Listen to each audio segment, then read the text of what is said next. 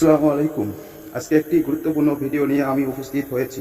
স্মরণ শক্তি জ্ঞান অর্জন লাভের জন্য একটি কোরআনিক আমল নিয়ে কথা বলবো। জ্ঞান অর্জন বা স্মরণ শক্তি বৃদ্ধির আল্লাহর সাহায্যর পাশাপাশি আন্তরিক প্রচেষ্টা জরুরি। কোরআন শূন্য হয়ে আলোকে কয়েকটি দোয়া ও তার আমল। যে কোনো কাজ সফলতা অর্জনের ভিত্তি আন্তরিকতা, আর আন্তরিকতার মূল্য উপাদান হল বিশুদ্ধ নিয়ত।